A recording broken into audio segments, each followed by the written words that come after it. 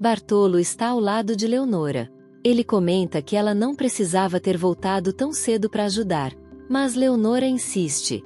Diz que não seria justo abandonar suas responsabilidades. Bartolo fica pensativo. Com um suspiro, ele lembra que Mateu partiu. Leonora o encara firme. Responde que isso pouco importa, que Mateu apenas foi cuidar da própria vida. E sem hesitar, recorda que ele abandonou a esposa, o filho, e até a herança. Bartolo fica em silêncio, o olhar distante, mergulhado nos próprios pensamentos. Enquanto isso, Damião lava o coche. Marco Antônio observa o suposto filho de Juliana dormindo. Ele se levanta, sai do quarto em silêncio. Mariana escuta o choro da criança. Pede para Luía preparar a mamadeira. Mas Luía avisa que a mamadeira já está pronta. Marco Antônio então pergunta: onde está Juliana? Mariana se espanta. Ué, ela não estava no quarto com você? Mas Marco Antônio nega com a cabeça. Francisco intervém. Diz que Juliana deve estar em outro quarto. E pede para Mariana levar a mamadeira pro neto. Comenta ainda que precisam sair cedo. Tem uma reunião com os sócios. Marco Antônio concorda em silêncio. Francisco reforça que quer a presença dele na reunião.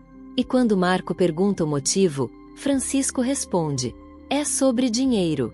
Ele se levanta da mesa. Logo depois, Marco faz o mesmo. Nesse instante, Tizil chega. Cumprimenta os dois com um bom dia. Francisco comenta que vão levar o garoto para a escola. Tizil sobe no coche todo contente. Luía observa e resmunga. Diz que eles capricham tanto para arrumar a mesa, mas mal tomam um café. Antônio dá risada. Diz que pelo menos não precisam mais lidar com a madame infernizando a vida deles. Mas Mariana corta o clima. Revela, preocupada, que Juliana não estava com o filho no quarto. E que não está em lugar nenhum da casa. Tudo muito estranho. Luía tenta acalmar. Talvez Juliana tenha saído para algum lugar. Mas Mariana nega. Ela nunca sai sem avisar. Luía sugere que Damião talvez saiba de algo. Antônio explica que Damião acabou de sair. Foi levar Francisco e Marco Antônio à casa bancária. Mariana conta que Marco disse que, quando acordou, Juliana já não estava lá. Ela pede para não se preocuparem à toa. Talvez Juliana apareça a qualquer momento. Enquanto isso, Leonora passa o café. Angélica garante a Rosana que Leonora vai trazer o café para ela. Mas Rosana recusa. Diz que não tem mais vontade de viver. Angélica tenta fazê-la reagir. Pergunta pelo filho. Mas Rosana responde fria. Que não pensa mais em nada. Angélica se espanta. Não sabia que você era tão fraca, Rosana. Rosana olha para ela com lágrimas nos olhos. Eu não posso viver sem Mateu. Leonora chega com o café. Rosana pede para ficar sozinha. Angélica suspira. E comenta com Gomercindo. A gente ainda vai para Santos hoje? Mas Gomercindo diz que não. Ele pergunta se Rosana ainda não comeu nada. Angélica confirma. Ela disse que só vai sair da cama pro caixão dela. Gomercindo tenta amenizar. Ninguém morre de amor, Angélica. Mas ela o repreende. Esse não é o momento para discutir isso. Gomercindo se cala, pensativo.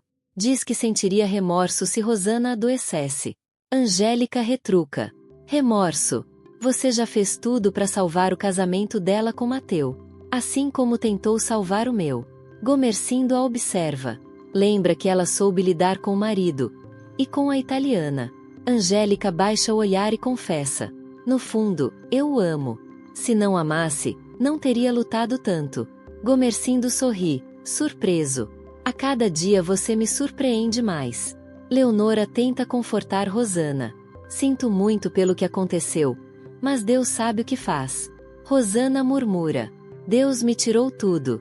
Leonora insiste. Você ainda tem um filho, o filho de Mateu. Mas Rosana nega. Eu não tenho mais nada. Leonora então pergunta.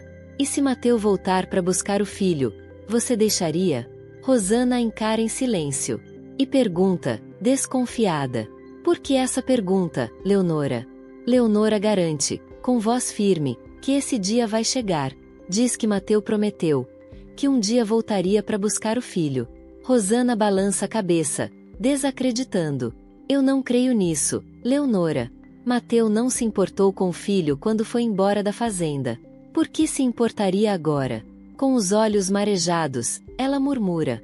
E se um dia ele voltar? Até lá eu já vou estar desencarnada. Enquanto isso, Mateu olha para Juliana e pergunta se ela está cansada. Ela sorri de leve e diz que está bem. Mateu comenta que, a essa hora, já devem ter notado a falta dela em casa. Mas Juliana suspira e responde: eu só penso no menino. Mateu se irrita. Diz que o menino não é filho deles. Que tudo não passou de uma grande mentira. Conta que deixou o filho dele com Rosana na fazenda, apenas para vir atrás dela. Juliana apenas baixa o olhar e diz que sabe. Mateu se aproxima, decidido. Só você importa para mim, Juliana. O menino não é seu. E também não é meu. Mas alguém vai saber cuidar dele lá na casa de Francisco. Mateu hesita por um instante e pergunta se Juliana está esperando outro filho. Ela o encara e confirma: sim, estou. E pergunta com firmeza: você se importa? Mateu fica mudo. Depois responde, com voz fria: não me importo. Mas confesso que não esperava te encontrar assim. Juliana segura o rosto dele com as mãos. Ainda dá tempo, Mateu. Se quiser, eu posso voltar para casa. Enquanto isso, Maria leva o filho de Rosana pro quarto. Deita o menino no berço. Rosana está imóvel, pensativa. Pede para Maria não dizer nada. Eu não quero ouvir. Maria tenta conversar. Diz que cuidou do filho dela com carinho. Mas Rosana repete, fria, que não quer falar. Maria suspira. Diz que vai deixar o bebê no berço para que ela cuide. Mas Rosana responde sem olhar para ela: eu não vou cuidar. Eu só quero desencarnar. Luía observa de longe e comenta: parece que Juliana abandonou a criança. Mariana concorda. Parece mesmo. Luía pergunta o que vão fazer. Mariana responde, séria: agora. Só resta avisar Francisco e Marco Antônio. Ela tenta ligar. Marco Antônio atende. Mariana explica, aflita, que Juliana saiu de casa. Parece ter ido embora de vez.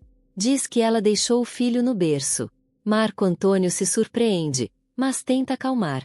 Não se preocupe, Mariana. Se ela deixou o menino, deve voltar antes do almoço. Eu e meu pai vamos almoçar em casa. Ele comenta com Francisco que Mariana está preocupada. Francisco diz que Juliana deve ter saído antes deles. Damião, por sua vez, garante: eu não levei Juliana para lugar nenhum. Mariana insiste: ela saiu cedo, antes de todos, e não voltou. Tudo isso está muito estranho. Preocupada, pede a Damião que vá imediatamente atrás de Francisco e Marco Antônio.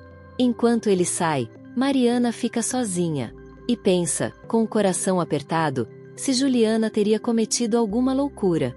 A dúvida a atormenta. O silêncio da casa pesa no ar. Enquanto isso, Mateu afirma que não se importa se Juliana estiver esperando um filho de Marco Antônio. Para ele, o que realmente importa é ela. Juliana o encara, confusa. Mesmo sabendo disso, você viria me buscar? Mateu responde, convicto: sim. Mesmo sabendo, porque nada mudaria o que eu sinto. Juliana pergunta, quase sem voz: é verdade mesmo? Mateu confirma: é. Meu sentimento não muda. Juliana suspira. Então, não falemos mais disso. Ela encerra o assunto com um gesto suave. E os dois se beijam. Um beijo demorado, cheio de cumplicidade e entrega. Mateu sussurra: vamos embora daqui. Juliana pergunta para onde irão. Mas a cena muda. Augusto viaja de trem, olhando pela janela, perdido em pensamentos. Pouco depois, ele chega à casa de Gomercindo. É recebido por Angélica, que o abraça com carinho e alívio. Ainda bem que você chegou, diz ela sorrindo.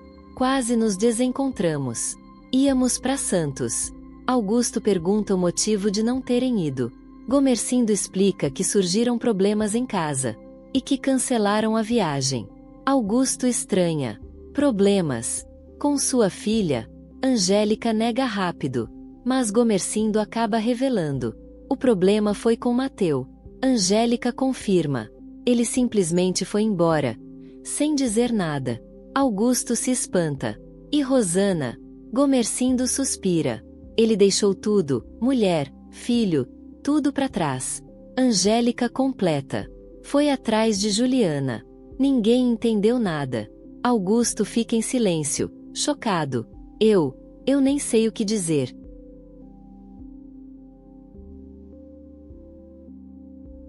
Gomercindo pede para Augusto não dizer nada por enquanto. Prefere evitar mais comentários. Augusto respira fundo. Diz que vai entrar para ver a filha.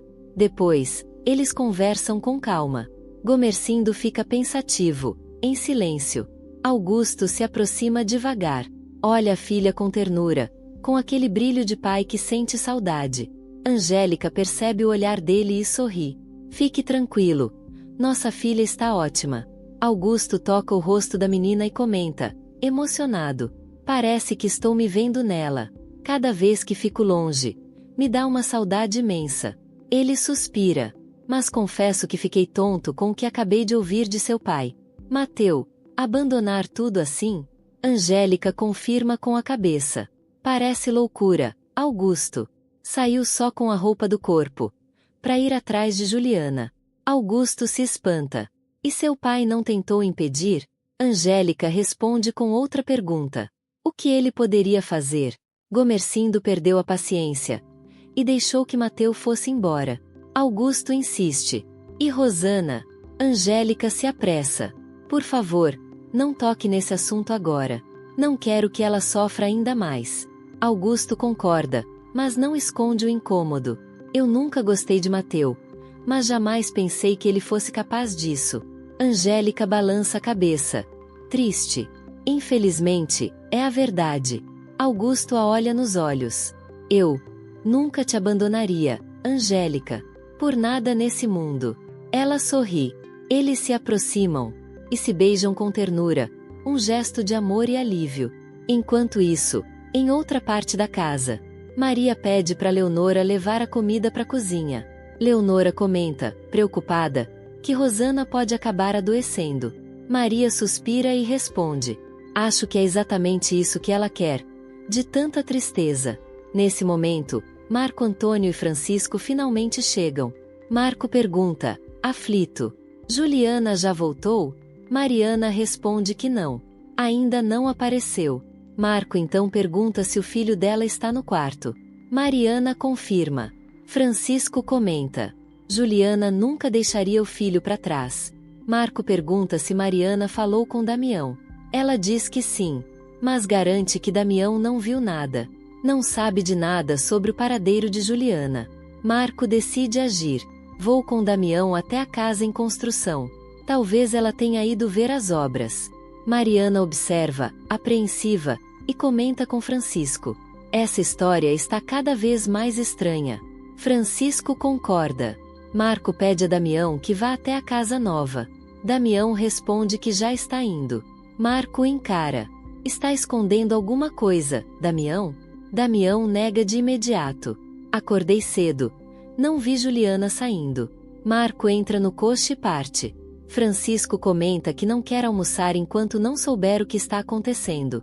Pede para todos esperarem por Marco. Luía observa, pensativa. Ninguém sai de casa assim, do nada, a não ser que esteja fugindo. Francisco questiona. Fugindo? Mas, por quê? Maria interfere. Juliana deixou o filho, lembra? Luía concorda. É verdade. Francisco garante que ninguém entrou na casa para raptar ou fazer mal a ela. Luía pergunta se Mateu poderia estar envolvido. Francisco é firme. Impossível. O italiano já resolveu a vida dele com a esposa. Mesmo assim, Francisco admite que tudo está muito estranho. Mariana entra no quarto, olha o menino dormindo. O silêncio a deixa inquieta. Ela observa o guarda-roupa. Percebe que faltam alguns vestidos de Juliana. O coração aperta. Algo está errado. Francesco tenta manter a calma. Não deve ter acontecido nada de ruim, diz ele, tentando se convencer. Mas sua expressão denuncia. Ele também está preocupado. Luía tenta mudar de assunto. Ah, Janete está em Paris. Francesco confirma com um aceno. Mas logo volta ao tema principal. Não é justo Juliana sair assim, sem avisar ninguém, deixar todos aflitos.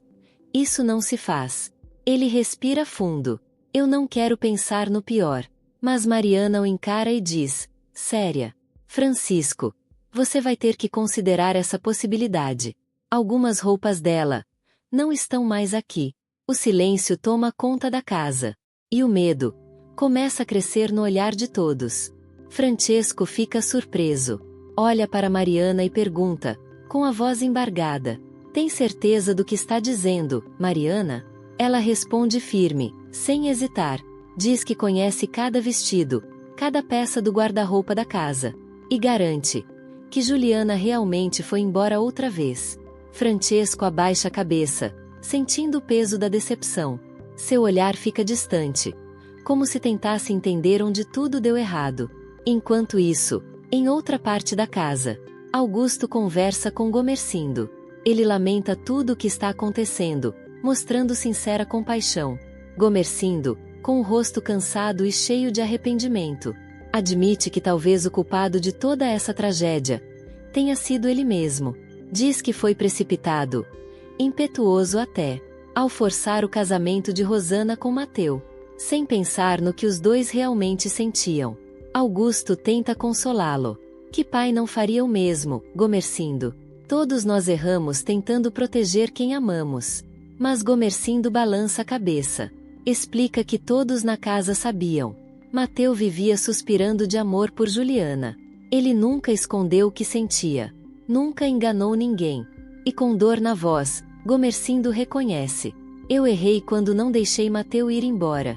Quando o obriguei a se casar com Rosana. Para ele, o fato de Mateu ter deixado tudo para trás, partido apenas com a roupa do corpo, é a maior prova de caráter e de amor que alguém pode dar. Quem mais deixaria fortuna, futuro e conforto para correr atrás de um amor impossível? Desabafa Gomercindo. Augusto pondera, pensativo. E se esse amor for mesmo impossível, talvez ele acabe voltando para Rosana. Mas Gomercindo responde seco, firme, com uma amargura que corta o ar. Se isso acontecer, espero não estar vivo para ver. Enquanto essas palavras ecoam, Rosana permanece isolada em seu quarto, afundada em tristeza e desespero. Ela pede que Maria leve seu filho embora dali. Diz que vai deixá-lo no berço, que a mãe dele deve cuidar, mas logo confessa que não quer mais saber de nada nesta vida.